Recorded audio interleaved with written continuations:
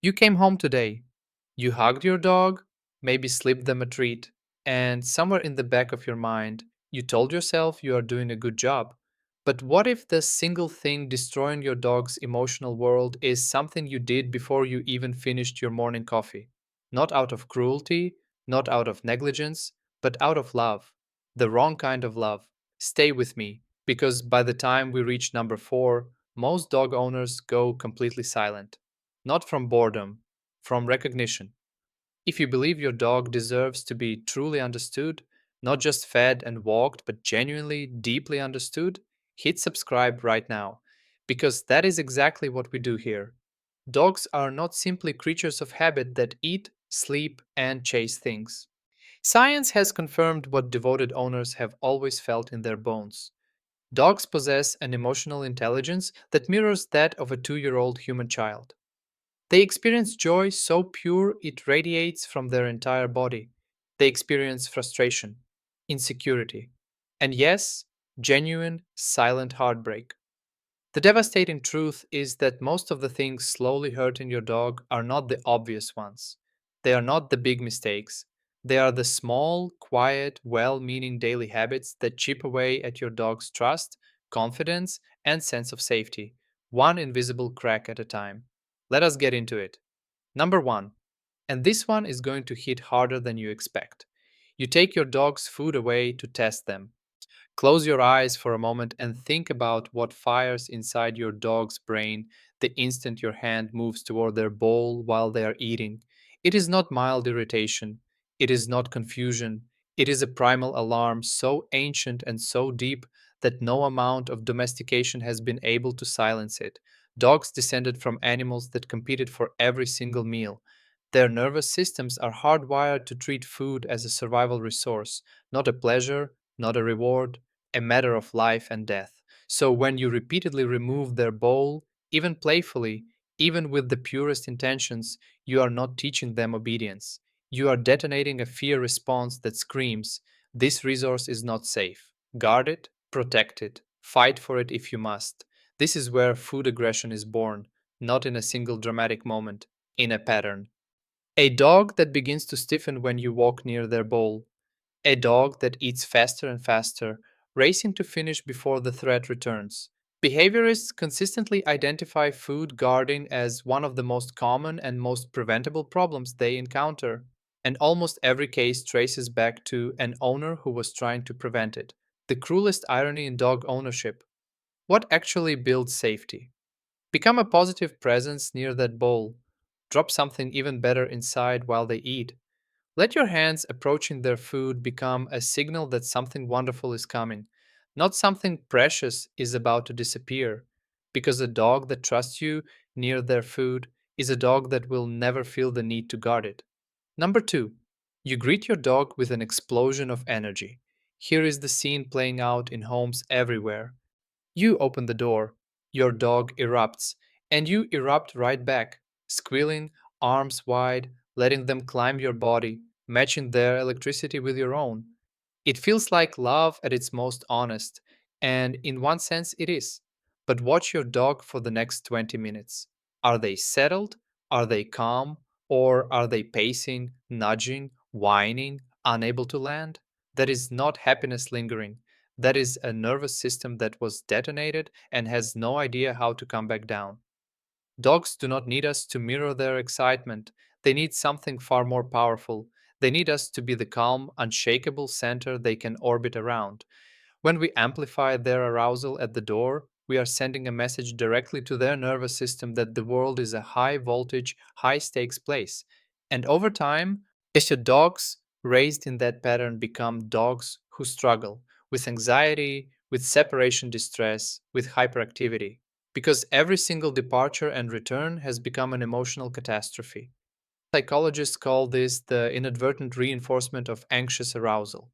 You're not doing it with cruelty, you are doing it with love. But the dog's brain does not care about your intention. It registers the pattern. Owner leaves, owner returns, emotional explosion, owner leaves again. The anticipation alone becomes exhausting. Try this instead. Walk through the door and stay calm. Let 60 to 90 seconds pass before you acknowledge your dog. Then greet them warmly, gently, fully. Within days, you will watch your dog transform, not into a less happy dog, into a more stable one. And a stable dog is the happiest dog of all. Number three, you use the crate as a punishment. The crate is one of the most extraordinary tools available to a dog owner when it is used with understanding. Dogs are den animals at the core of their evolutionary identity. Their ancestors did not seek out small, enclosed spaces because they were forced to. They sought them out because enclosed spaces meant warmth, safety, and rest. A properly introduced crate should be the one place in your entire home where nothing bad ever happens. Your dog's private sanctuary, their bedroom, their refuge from the noise of the world. But here is where it collapses entirely. Your dog makes a mistake. They chew something. They jump on a guest. They have an accident. And in your frustration, you point at the crate and say, "Get in there," with an edge in your voice that your dog reads with perfect, devastating accuracy. In that single moment, you have taken the one space that should be unconditionally safe and contaminated it with the feeling of shame and rejection. Dogs form associative memories with an efficiency that would astonish most people. Once the crate becomes linked to your disapproval, it does not just lose its value, it becomes a source of active dread. Dogs that once slept peacefully inside become dogs that panic, scratch, and cry the moment that door swings closed. Never use the crate as a consequence. If your dog needs to be removed from a situation, redirect them quietly and without emotional charge. Rebuild the crate's meaning through patience and positive association. Treats tossed inside, meals eaten at the entrance, their most beloved toy placed like a gift at the back. The crate should be somewhere your dog chooses to walk into on their own. When it is, you hold in your hands one of the most powerful tools in animal care. Number four, you laugh at your dog when they are terrified. The storm moves in. Your dog is behind the toilet, trembling so hard you can see it from across the room. They are pressed flat against the floor, panting, eyes wide, searching your face for something they desperately need. And you smile, maybe you laugh, maybe you reach for your phone because it looks like content. You are not a monster. But in that moment, your dog is experiencing something neurologically indistinguishable from terror. Elevated cortisol flooding their system, heart hammering, every cell in their body screaming danger. And the one being on this entire planet they have chosen to trust completely is amused by it. Dogs read human faces with an accuracy that still leaves researchers speechless. They watch our eyes, they study our expressions, they decode our tone of voice with a precision that took millions of years to develop. When your response to their fear is laughter, your dog does not understand the joke. Your dog understands something far simpler and far more damaging. You saw them suffering, and you did not come. That registers deeply, permanently. Dogs whose owners show up in moments of fear, calm, present, steady, develop what behaviorists describe as genuine resilience. They recover faster. They build fewer long term anxiety disorders. They face frightening situations with something approaching courage because they know, yes, with total certainty, that their person is there. Dogs whose owners are emotionally unavailable in those moments develop what researchers call floating anxiety, a permanent low grade unease with no single trigger, because the world itself has come to feel fundamentally unsafe. When your dog is afraid, your only job is this: be still, be steady, speak low and slow. Do not overwhelm them with forced comfort. Simply be there. That alone, repeated over time, builds a dog who can face a terrifying world because they are never facing it alone. Number five, you pat them on top of the head. This one lands differently every time. You love your dog completely. You want to show it with every interaction. So you reach out and pat them on the head, and your dog either barely tolerates it, turns slightly away, or gives a small flicker of discomfort so subtle you have never noticed it. Most of us interpret a dog who endures being touched as a dog who enjoys being touched. Behaviorists have a name for what that actually is: learned tolerance. And learned tolerance is not love, it is a dog being polite to someone they adore despite their own discomfort. Reaching over a dog's head and pressing down from above activates the same neurological response as a dominant animal asserting control. Even a dog with no aggression history and total devotion to their owner will have some involuntary tension response to that gesture. It is not about trust.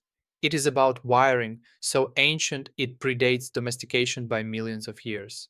Watch your dog the next time you reach for their head. Does their body soften? Do they lean toward your hand? Yeah, do their eyes go warm and half closed? That is genuine enjoyment, or does their head drop slightly? Does their weight shift backward? Do they blink too much or go oddly still? That is a dog enduring something for your sake. Dogs consistently prefer touch on the chest, along the shoulders, at the base of the tail. Long, slow strokes along the side of the body release oxytocin in both of you simultaneously. You can express more love to your dog by changing where you touch them than by touching them more. That truth should reshape every interaction. Number 6. Your rules change with your mood. Monday, the sofa is fine. Tuesday, they get pushed off with irritation. Wednesday, they are back up because they looked irresistible. Thursday, you shout because they jumped up in front of company. From the outside, this looks like a normal household navigating normal moments. From inside your dog's mind, it is psychological chaos. Dogs do not operate on morality. They do not think, I should not be on the sofa because that is my owner's space. They think in patterns. This action produces this result. When the result for the exact same action changes based on your mood, your outfit, your energy level, or who is watching, your dog cannot construct a reliable mental map of the world they live in. And an animal that cannot predict its environment is not a relaxed animal. It is a chronically anxious one. What looks like stubbornness or selective hearing is almost always anxiety wearing a behavioral costume. The dog who ignores commands, the dog who seems to have forgotten everything they learned. It's not the dog who behaves perfectly for one person and chaotically for another. Choose the rules and hold them with quiet, loving consistency. Your dog will repay you with a calmness and responsiveness that will genuinely surprise you because they finally understand the world they are living in. Number 7. You ignore them when they are trying to reach you. Your dog presses their paw against your leg. You keep scrolling. They push their nose into your hand. You shift away. They sit directly in front of you and stare with an intensity that could bend steel. You do not look up. Understand what is happening in those moments. Every single one of those gestures is a deliberate communication attempt. Dogs have a limited vocabulary and they pour everything into it: the paw, the nudge, the stare, the small vocalizations, the way they position themselves in doorways. These are not random. They are specific, intentional, sometimes urgent messages being sent by an animal that has no other language available to them. When we consistently fail to respond, dogs do not conclude that their attempts are unnecessary. They conclude that the channel is broken. And then one of two things happens: they escalate into barking, destruction, or relentless hyperactivity. Or they go quiet. The quiet ones are the ones that worry behaviorists most. A dog that stops trying to communicate has not become easy. They have given up on the connection. Researchers call this learned helplessness, and it wears the disguise of a calm, low maintenance dog. They are not calm. They have simply stopped believing that their signals matter to the person they love most. You do not need to respond to every paw with an elaborate interaction, a glance, a word, a single moment of genuine acknowledgement. That is enough. That is all your dog needs to know. I see you, I hear you, you matter. That is the foundation everything else is built on. Number 8. You shout when they do something wrong.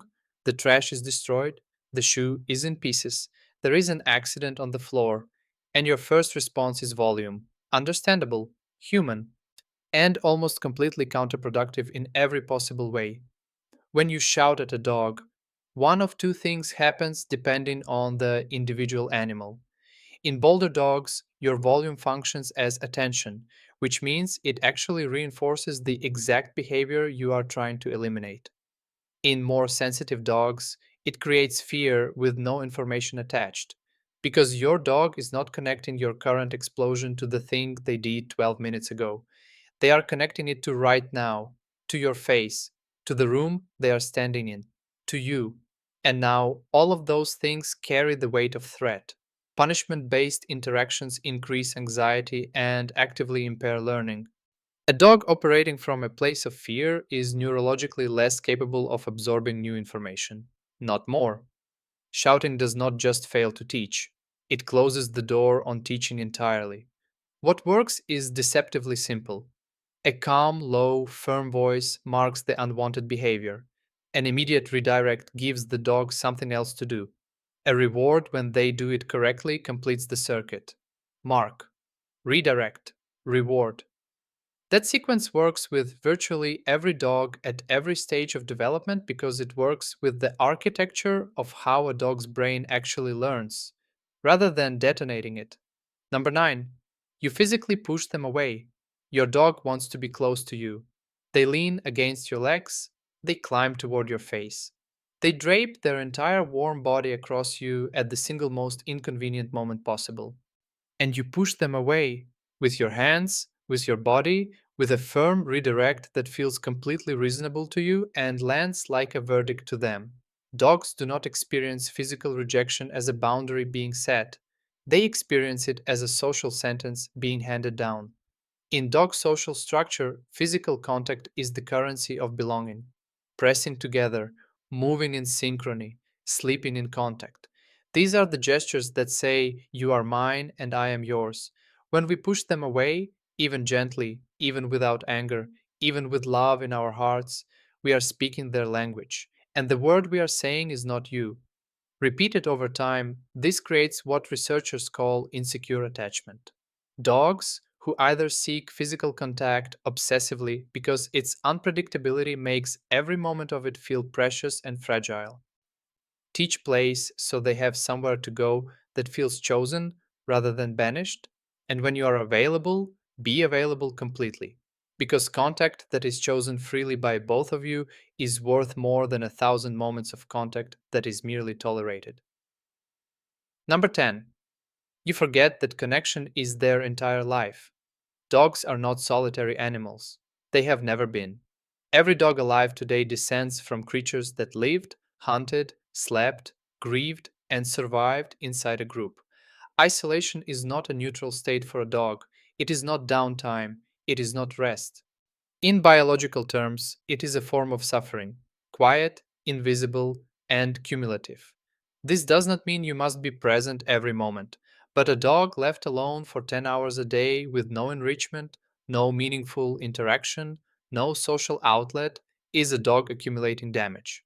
The behaviors that eventually surface, the destruction, the incessant barking, the compulsive pacing, the aggression that seems to come from nowhere, are not character flaws.